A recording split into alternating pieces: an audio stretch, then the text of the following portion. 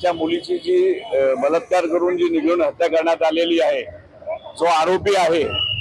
विशाल गवळी व त्याच्याबरोबर इतर जे आहेत, तर आम्ही विशाल गवळीला फाशीची शिक्षा द्यावी याच्याकरता लोकांची, कल्याणकरांची सह्यांची मोहीम चालू केलेली आहे, हस्ताक्षर अभियान चालू केलेलं आहे। त्या निर्भया बचाव समिती कल्याणतर्फे आम्ही सह्यांची मोहीम चालू केलेली आहे। त्याच्यामध्ये आम्ही माननीय राष्ट्रपती, मुख्य न्यायाधीश, माननीय राज्यपाल आणि माननीय मुख्य न्यायाधीश मुंबई हायकोर्ट यांना निवेदन दिलेलं आहे की या प्रकरणाचं जे चालवायचं आहे तर ते कल्याण आणि या जिल्हा सत्र न्यायालयामधला एक विशेष माननीय न्यायाधीश यांची नियुक्ती करायची आहे। या म्हणजे या मॅटर करता कल्याण जिल्हा सत्र न्यायालयामधला